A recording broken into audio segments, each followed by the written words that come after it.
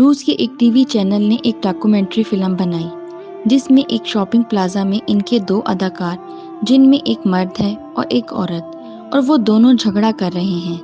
پہلے سین میں لڑکی یورپین لباس پہنے ہوئے ہے اور مرد اس سے جھگڑا کر رہا ہے، اسے برا بھلا کہہ رہا ہے۔ کیمرے میں تقریباً 40 کے قریب ایسے لوگ مارک ہوئے جنہوں نے انہیں جھگڑا کرتے ہوئے دیکھا، لیکن کسی نے بھی ان کے معاملے میں دخل نہیں دیا۔ لوگ انہیں نظر انداز کر کے قریب سے گزرتے رہے۔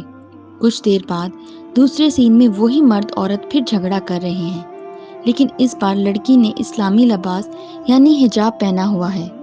مجھے یہ دیکھ کر بہت حیرت ہوئی کہ جس نے بھی مرد کو اسے برا بھلا کہتے ہوئے سنا، اس نے آ کر مرد کو پکڑ لیا اور ڈانٹا کہ وہ اس لڑکی سے کیوں لڑ رہا ہے، کیوں اسے پریشان کر رہا ہے۔ حتیٰ کہ ایک مرد نے تو اس مرد کو مارنے کی کوشش بھی کی اور اسے گھسیٹ کر لڑکی سے دور لے گیا۔ جتنے بھی لوگوں نے انہیں دیکھا، صرف 2-4 کے باقی سب نے آ کر مرد کو روکا، اور ایسا صرف اس وجہ سے ہوا کہ لڑکی حجاب لیے ہوئے تھی، جبکہ پہلے بھی وہی لڑکی تھی لیکن یورپین لباس میں تھی، اس لیے کسی نے نوٹس نہیں لیا۔ اس فلم سے انہوں نے یہ بتایا کہ دنیا چاہے جتنی بھی مخالفت کرے، لیکن لوگ حجاب کی عزت کرتے ہیں اور اسے اچھا سمجھتے ہیں۔ یہ دیکھ کر میرا سر فخر سے بلند ہو گیا اور دل سے بے اختیار الحمدللہ نکلا۔ یقین کریں، اللہ کے ایک ایک حکم میں بہت بڑی حکمت چھپی ہوئی ہے۔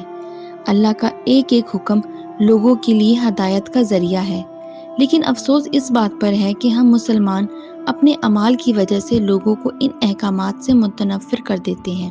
اصل میں ہمارا حال یہ ہے کہ اس گھر کو آگ لگ گئی گھر کے چراغ سے۔ افسوس کہ ہم نے روشنی کرنی تھی، لوگوں کو راہ دکھانی تھی، لیکن ہم نے اپنے اعمال سے اپنے گھر کو ہی آگ لگا لی۔ اللہ ہمیں ہدایت دے اور دوسروں کے سامنے اسلام کی صحیح تصویر پیش کرنے کی توفیق عطا فرمائے۔ اگر ہم اپنے اعمال ٹھیک کر لیں تو یقین مانیں کسی کو بھی مسلمان ہونے کی دعوت نہیں دینی پڑے گی۔ لوگ ہمارے اعمال دیکھ کر خود ہی اسلام کے دامن میں پناہ لینے کے لیے آ جائیں گے۔ کاش کہ ہم نام کی بجائے کام کے مسلمان بن جائیں۔